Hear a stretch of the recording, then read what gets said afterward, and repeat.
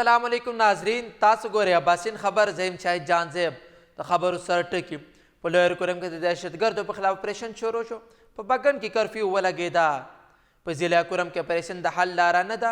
مولانا فضل الرحمن د خبرو تفصیل. په لویه کرم کې د دهشتګردو په خلاف اپریشن شروع شو. په بګن کې کرفیو ولګېده. په لویه کرم کې د سکیورټي فورسز لخوا د دهشتګردو په خلاف اپریشن شروع شوی دی. په بګن علاقه کې کرفیو نافذه شوې ده. د اف سی قلعې نه د شیرینګ رپورټونه ترلاسه شوي دي. سرچینو په وینا د تجارتي قافلې باندې برید او د سکیورټي فورسز کسانو د شهادت نه وروسته سکیورټي فورسز بګن ته ننوتلي دي او سره اپریشن یې شروع کړو. د پولیسو په وینا سکیورټي فورسز د غرونو په سر د دهشتګردو مرکزونو لاندې کړي دي او تمه کیږي چې تر شپې پورې به نورو علاقو کې هم کاروایي وشي. د ضلع انتظامیه په وینا دغه اپریشن د دهشتګردو په غلا او چورو کې ملاوت د ککړو کسانو په خلاف کیږي. تر دې وخته پورې د دواړو غاړو ته 8 بنکرونه ختم کړي، خو د نورو بنکرونو په ختمولو کې مشکلات رامخته شوي دي. مقامي سرچینو په مطابق د اپریشن د وجه په مختلفو علاقو کې د خلکو نقل مکاني شروع شوې، خو ډېرو کورنۍ نږدې کلو ته خپلو خپلوانو ته تللي دي. عیني شاهدان وایي چې په بګن علاقې کې د توپونو استعمال شروع شوی، د علیزۍ قلعه نه توپ ګولې ګرځول کیږي. د ضلع انتظامیه په وینا د دهشتګردو مسلسل واقعاتو په نظر کې نیولو سره دا اپریشن ضرور شوی و. په هنګو هوټل کې د متاثره کسانو لپاره د عرضي کیمپونه جوړ شوي تر څو متاثره کورونو ته اسانتیاګانې برابره شي. انتظامیه وایي چې تر هغه وخته پورې به اپریشن جاري وي تر څو د دهشتګردو نه علاقه پاکه نشي.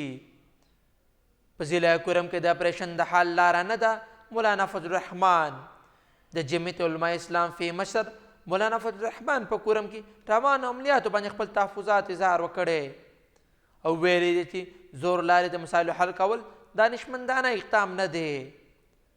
مولانا فضل الرحمن ویلي چې له کرم مسایل طاقت په ځای دي د مذاکرات او مفاهمت لارې حل شي. هغه تجویز وکړ چې سیاستدانان دې په اعتماد کې ونیول شي، جرګې لارې دي د مسایل حل وموندل شي. هغه زیاته کړه چې اسټابلیشمنټ مشوره وغواړي دوی به انکار نه کوي. مولانا فضل الرحمن د خیبر پښتونخوا حکومت باندې سختې نیوکې وکړي، ویل چې په دې صوبه کې د حکومت هیڅ ریټ نه ښکاري او کرپشن په خپل عروج ته رسېدلی دی.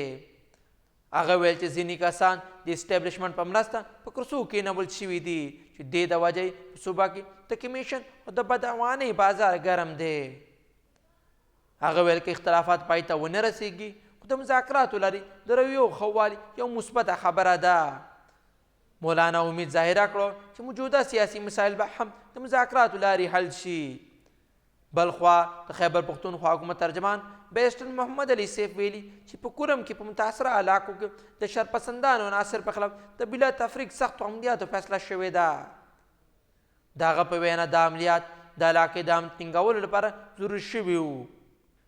مولانا فضل الرحمن زور وکړ چې زور په ځای دی د مذاکرات او مفاهمت باندې مبني اقدامات کولی شي چې مسایل دایمي حل ته لاره همواره کړي. داسې مزید خبرونو لپاره اباسین خبر لایک او سبسکرایب ضرور کوئ.